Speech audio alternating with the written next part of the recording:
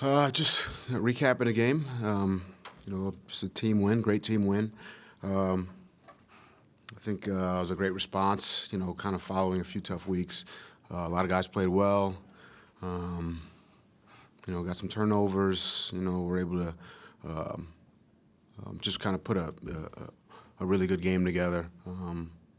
Like I said, a lot of guys played well. And it was a fun, obviously great atmosphere being back at home. The fans were great, and excited to get a win. But now kind of turning the page. Big week against a really good team. That's really playing well on the offensive side of the ball, really as a complete team. But specific to the area that we deal with, the offensive side of the ball, they're pretty dynamic in a lot of ways, and they do a great job. So it'll be a great challenge. Just back to work. Ryan, what stood out to you or impressed you about that red zone stand there at the beginning of the game Sunday? A lot of things. A lot of guys, really did some nice things in a, those situations down, 1-2 yard line. Those are, kind of high pressure situations. We obviously drill and practice them, quite a bit, but it really comes down to execution and I thought, from the D-line, from a rush standpoint, from a plan to run, which, we stopped the first down run.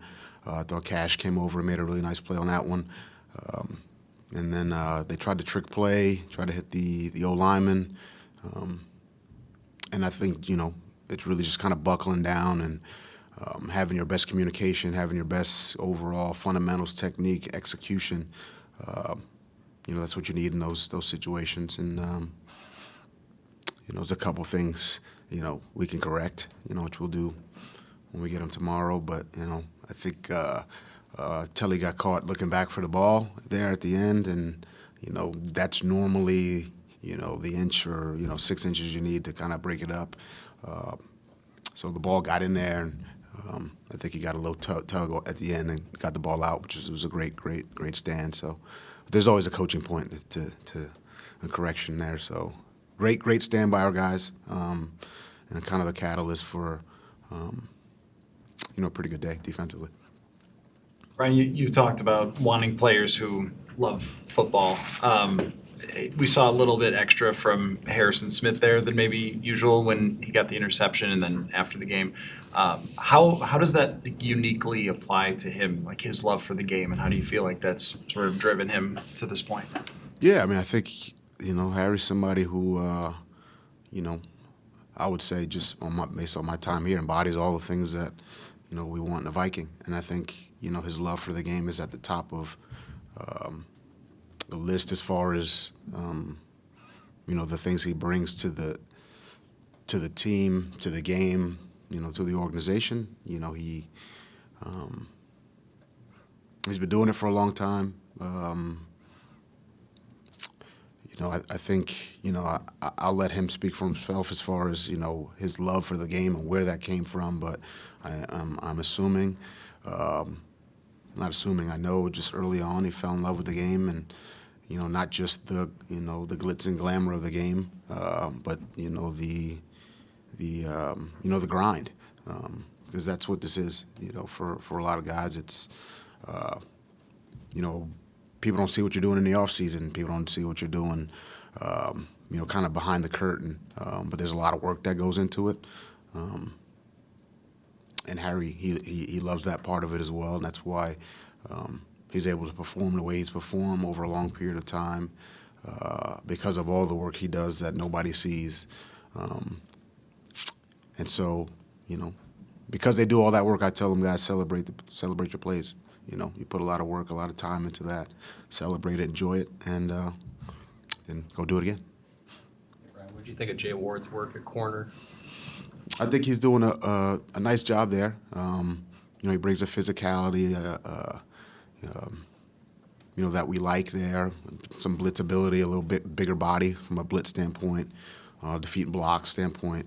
And he's made a lot of plays in the kicking game for this is 3 years now, and so when you see that, how do we and how do we try to apply some of those things defensively? Where can we, put them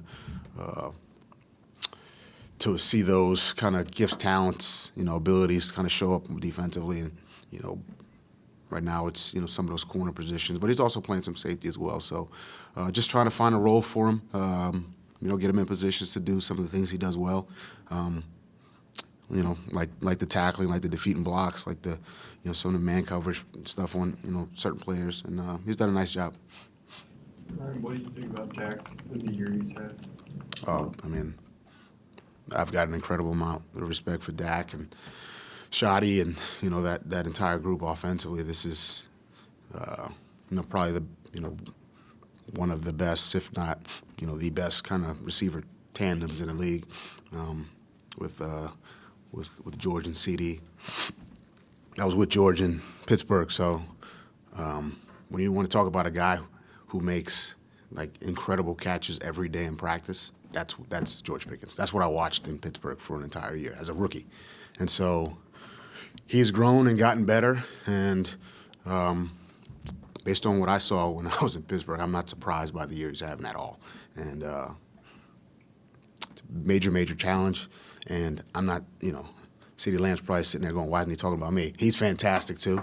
And so they've got, I would say probably one of the, if not the best, one of the best tandems, in football. And Dak does a great job of getting these guys the ball. Short, intermediate, certainly opportunities for him to catch and run, opportunities for him to go up and get him. Got a good O-line, they got good backs. But yeah, this is a very, very talented group, and Shoddy's putting them in position, week after week. So it's a big challenge. So I asked KO about this yesterday. I wanted to ask you about some of the substitution things you guys were doing in the game the other day. Having guys kind of run out to the numbers and then come back. Rudy and Chambliss did that a few times. I'm just curious, how that approach sort of came about, and if you think it was effective in ways that you wanted. Yeah, it really wasn't different in some of our other kind of, games from a substitution standpoint. We've, at times we've got different groupings, and, sometimes, those one or two guys are part of that group, and then we, bring them back. And so, not really much different than, so what we've done in other games, especially when teams are going fast and we're trying to make a quick substitution. But not really anything different than we've done in previous games. I would say, we did a little bit of that in Dublin with the Steelers. So not the first time we've done that. Were you expecting the same with the Steelers? You thought they'd probably be going, maybe Yeah, huddle there's a little bit on the ball, and so just trying to, if they sub, then we can sub. So, that's really kind of the rule. So, we throw those guys in there. Brent, do you have any history with a player who, like Eric Wilson at age 31, kind of gets this opportunity and is taking such advantage of it? Is there any historical precedent for you in your mind with a guy like this in a year like this?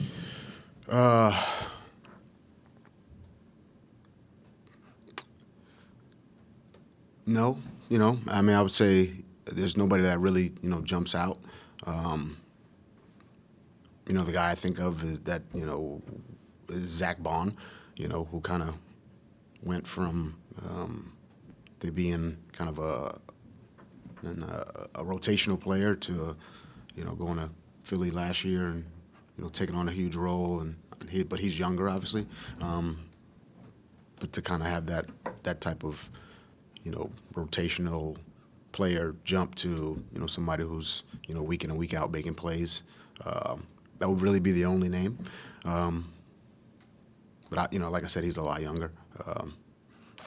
I've said this, in numerous production meetings.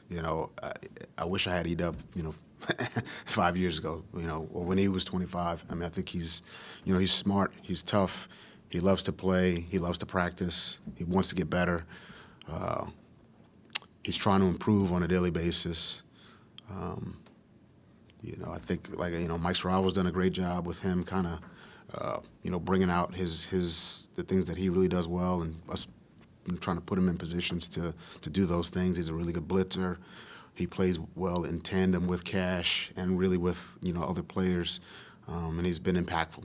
He really has, both on the field and off. And I'm excited for him and his growth and his ability to just take advantage of these opportunities, and we need him, and we'll certainly need him this week against this Dallas group. What is it that makes him specifically a good blitzer? Is that just that he's a mismatch for running backs? Like, what do you see when he's blitzing?